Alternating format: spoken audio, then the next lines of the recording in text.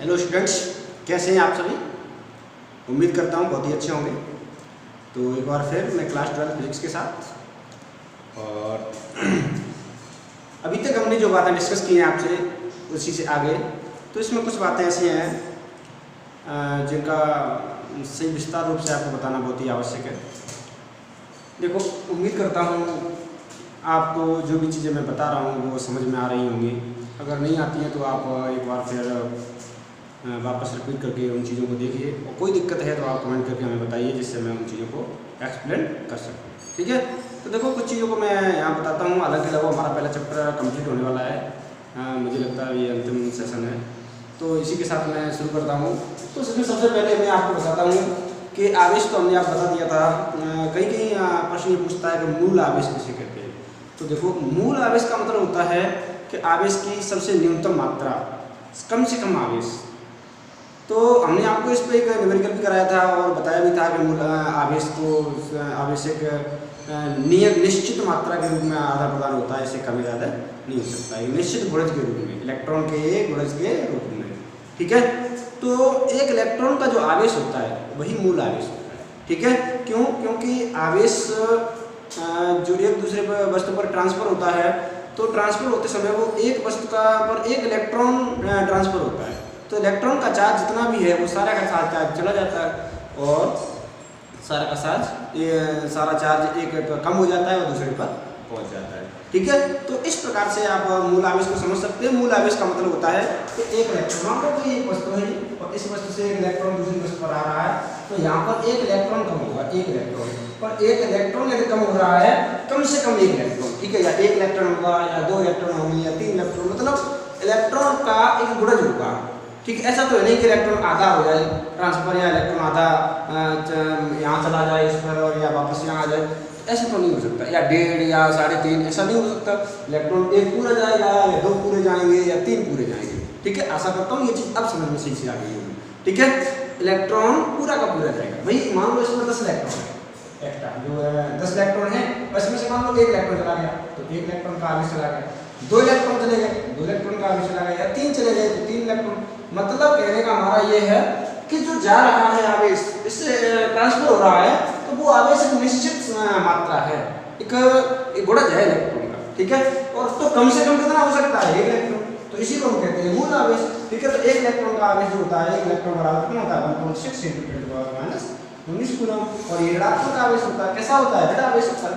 ठीक है, तो अब ये बात आपको समझ आ गई होगी। ठीक है, अच्छा, ऐसा नहीं है कि ये आवेश ये सबसे छोटा है। इसमें एक बात और होती है, जैसे मैं आपको बताऊं तो जो परमाणु है हमारा, एक बहुत अच्छी बात बता रहा हूँ और ये चीज़ आपको शायद अभी तक आपने ना सुनी हो। जो परमाणु होता है हमारा, वो परमाणु 3 कणों से मिलकर बना होता है, जिसे हम जानते हैं इलेक्ट्रॉन, प्रोटॉन और न्यूट्रॉन। इलेक्ट्रॉन, प्रोटॉन और न्यूट्रॉन। इसमें जो इलेक्ट्रॉन है ये तो हमारे मूल कण है। इलेक्ट्रॉन क्या है? मूल कण है। लेकिन प्रोटॉन और न्यूट्रॉन ये हमारे मूल कण नहीं होते। ठीक है, ये भी अन्य कणों से मिलकर बने होते हैं। ठीक है, तो ये किन किन कणों से मिलकर बने होते हैं? तो उन कणों को हम कहते हैं क्वार्क। क्या कहते हैं? क्वार्क। तो प्रोटॉन और न्यूट्रॉन भी जो कुछ मूल कण होते हैं जिनसे मिलकर बने होते हैं, जिन्हें हम क्वार्क कहते हैं। और ये क्वार्क भी 6 प्रकार के होते हैं। कितने प्रकार के? 6 प्रकार के। तो मैं बता देता हूँ, up, down, top, bottom, stress और चार्ज। ठीक है, इसमें से जो प्रोटॉन है और न्यूट्रॉन है, इनकी संरचना इसमें से बनी होती है। तो देखो, इनमें से जो प्रोटॉन होता है वो अप और एक डाउन, मतलब 2 अप और 1 डाउन क्वार्क कण हैं, इनसे मिलकर बना होता है हमारा प्रोटॉन। ठीक है, न्यूट्रॉन की अगर बात करें तो ये 1 अप होता है इसमें और 2 डाउन होते हैं, डाउन और डाउन। ठीक है, इस तरीके से इन कणों की संरचना होती है। ठीक है, तो मैं ये बताना चाह रहा हूं कि ऐसा नहीं है कि इसका आवेश फिक्स ही होता है, वो ये भी कई कणों से मिलकर बना है। ठीक है, लेकिन जब इलेक्ट्रॉन एक वस्तु से दूसरी वस्तु में ट्रांसफर करता है तो पूरा एक प्रोटॉन का आवेश उस पर अधिक हो जाता है, धन आवेश। ठीक है। हाँ, हालांकि लेकिन इन कणों की हम बात करें तो इनकी फिर गहराई से जब आप पढ़ेंगे, आप नाभिक, न्यूक्लियर और एटम पढ़ेंगे, वहाँ पर आपको डिटेल से बताएंगे। अभी आपके इतना समझ लीजिए, ऐसी बात नहीं होती है कि ये प्रोटॉन मूल कण है, नहीं, प्रोटॉन मूल कण नहीं है, प्रोटॉन भी इन कणों से मिलकर बने होते हैं, ठीक है। और जो मुख्य कण है क्वार्क, जिन्हें हम क्या कहते हैं, क्वार्क या क्वांटा, क्वार्क, ठीक है। और इन क्वार्क में ये 6 प्रकार के हैं, top, up, down, top, bottom, stress और चार्ज, ठीक है। इनको आप याद कैसे करेंगे, तो आपको आप जानते हो किसी की वस्तु, मान लो ये वस्तु ले ली, ठीक है, एक अप, एक डाउन, एक टॉप, एक बॉटम, ठीक है। एक तो टॉप होता है, एक बॉटम होता है, और एक ऊपर की ओर अप, नीचे की ओर डाउन, चार हो गए, एक स्ट्रेस और एक चार्ज, ठीक है। जो रख लो, आप आसानी से आपको याद हो जाएगा, ठीक है। इनमें से 2 अप और डाउन प्रोटॉन बनाते हैं, और 2 एक अप और 2 डाउन मिलकर न्यूट्रॉन बनाते हैं, ठीक है। अब हम इनकी बात करें तो जो एलिमेंट्री पार्टिकल्स होते हैं, जो पार्टिकल मतलब कण, मूल कण, तो मूल कण ये होते हैं, इन्हें कहते हैं हम क्वार्क, ठीक है। क्या कहते हैं, क्वार्क। अब देखो मूल कण क्या है, तो मूल कण वो होते हैं जिनके अंदर कोई आंतरिक संरचना नहीं होती, ठीक है।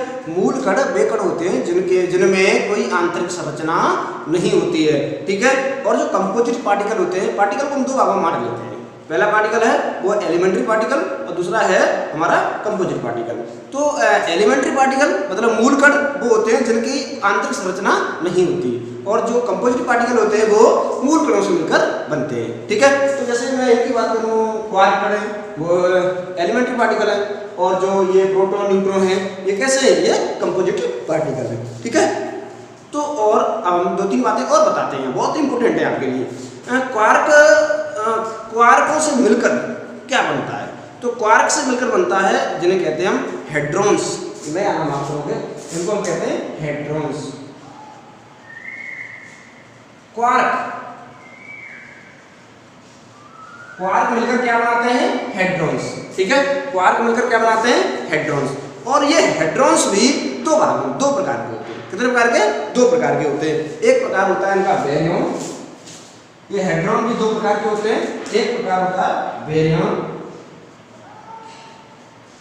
और दूसरा प्रकार, एक प्रकार होता है हमारा बेरियम, BAR, बेरियम, और दूसरा हमारा प्रकार होता है उसे हम कहते हैं मेसॉन। क्या कहते हैं, मेसॉन कण, क्या कहते हैं, एक बेरियम और एक मेसॉन, ठीक है। समझो, जो हमारे क्वार्क जो है, क्वार्क मिलकर जो जिन कणों को बनाते हैं उन्हें हम कहते हैं क्या, हेड्रॉन्स। हेड्रॉन्स कण 2 प्रकार के होते हैं, पहला बेरियम, दूसरे मेसॉन। अब बेरियम क्या होते हैं, तो समझो, बेरियम का मतलब है इसमें क्वार्क की संख्या मिलकर, इस बेरियम में क्वार्क की संख्या जो है वो मिलकर के एक विषम संख्या होनी चाहिए। कैसी होनी चाहिए, एक विषम संख्या। अर्थात कहने का मतलब है कि यदि जो हमारे क्वार्क हैं उनमें से विषम संख्या मिलकर अगर कोई कण बन रहा है वो बेरियम है। कैसे विषम का मतलब समझते हो, विषम का मतलब क्या है, विषम का मतलब क्या है, 1 3 5 7, ठीक है। तो जैसे 3 कणों से मिलकर बना है, तो ये अप, डाउन और बॉटम, इसमें 3 कण है, तो ये क्या है, ये, और इसमें भी 3 कण है, ठीक है। तो ये किसमें आएगा, ये बेरियम कण है। कैसे कण है, बेरियम। मतलब जिनमें विषम संख्या में जो 2 का गुणज ना हो, ठीक है, जिसमें 2 का गुणज ना हो, विषम सम विषम तो आप जानते हैं, इवन और ऑड। तो इवन अगर है तो मेसॉन कण है, और है तो बेरियम कण है, ठीक है। समझ गए हैं आप, समझ गए होंगे इन बातों को। आप फिर एक बार ध्यान दो, क्वार्क जो मूल कण है जिन्हें हम एलिमेंट्री पार्टिकल बोलते हैं, क्वार्क, ये क्वार्क के हमने प्रकार लिख रखे।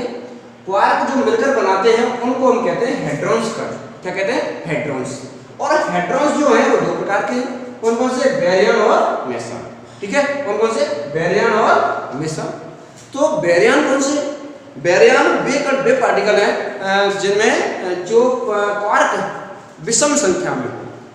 तो हमने देखा अभी जो प्रोटॉन है, प्रोटॉन अप डाउन मतलब 3 पार्टिकल है, न्यूट्रॉन में भी 3 पार्टिकल है, अर्थात इन दोनों में विषम संख्या है। कैसे है, ऑड नंबर पार्टिकल है।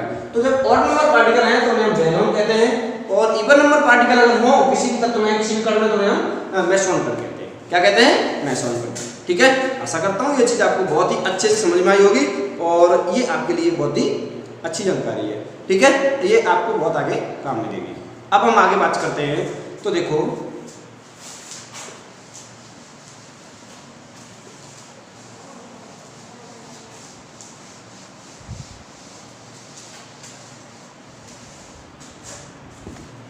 अब हम बात करते हैं कि अगर किसी भी तत्व से कोई भी कोई भी कण है, कोई भी तत्व है, कोई वस्तु है, मान लो ये वस्तु है, इस वस्तु से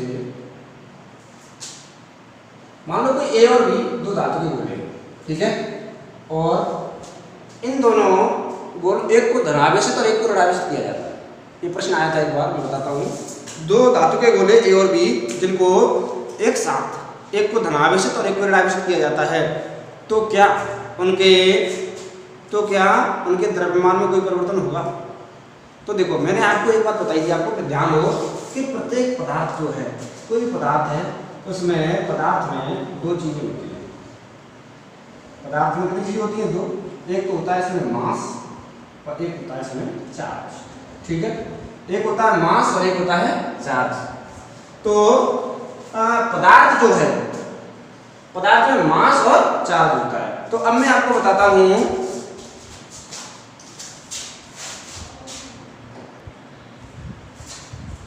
हाँ, तो जैसे अब हम किसी पदार्थ की बात कर रहे हैं यहाँ पर, तो ए और बी दो धातु के गोले हैं और इनमें मान लो इसको हमने प्लस चार्ज किया, कौन सा? प्लस, और इसको माइनस, ठीक है। दोनों समान द्रव्यमान था, दोनों का कैसा द्रव्यमान था? समान द्रव्यमान था। तो समान द्रव्यमान था और उस टाइम हमने इसको प्लस आवेशित किया, धनात्मक आवेशित किया और इसको ऋण आवेशित किया, ठीक है। तो देखो इसमें हमने अब आपको ये पूछ रहा है कि क्या इनके द्रव्यमान में कोई परिवर्तन होगा? तो देखो पहले मैं एक बात आप बताता हूँ कि एक इलेक्ट्रॉन का आवेश का आपको पता है -6 × 10⁻⁻⁹ और एक इलेक्ट्रॉन का द्रव्यमान की बात करें, अगर द्रव्यमान की बात करें तो एक इलेक्ट्रॉन का द्रव्यमान होता है 9.1 × 10⁻31 किलोग्राम। अर्थात एक इलेक्ट्रॉन का जो मास है, इलेक्ट्रॉन मास ऑफ इलेक्ट्रॉन, तो ये होता है 9.1 × 10⁻31 किलोग्राम, ठीक है। अब आप एक चीज सोच के देखिए कि यदि एक इलेक्ट्रॉन यदि एक इलेक्ट्रॉन अगर किसी भी पदार्थ से यहाँ से मान लो इस वस्तु पर आएगा, इस वस्तु पर एक इलेक्ट्रॉन अगर आएगा, तो क्या वो अपने साथ अपना द्रव्यमान नहीं लेके आएगा? बिल्कुल लेके आएगा। किसी भी वस्तु से एक इलेक्ट्रॉन अगर जाएगा तो वो क्या, यहाँ से मान लो कुछ इलेक्ट्रॉन यहाँ से चले गए, तो क्या यहाँ से कुछ इलेक्ट्रॉन जाने पर इसमें कुछ द्रव्यमान की कमी नहीं होगी? अरे बिल्कुल होगी भाई। हम इसको ऐसे समझाते हैं, मान लो कि एक बस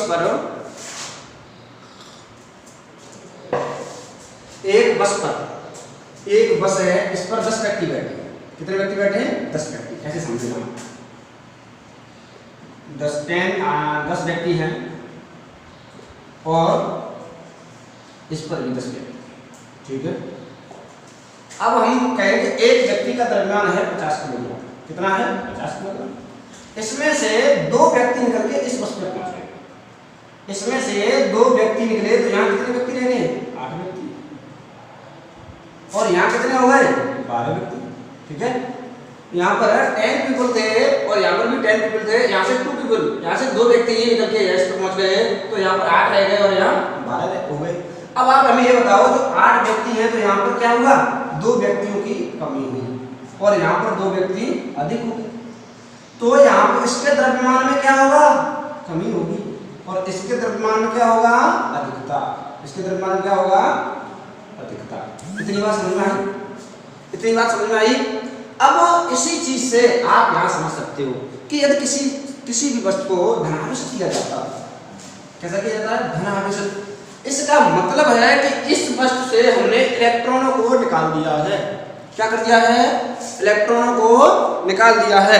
इलेक्ट्रॉन बाहर निकलेंगे तभी तो कोई वस्तु धनात्मक आवेशित होगी।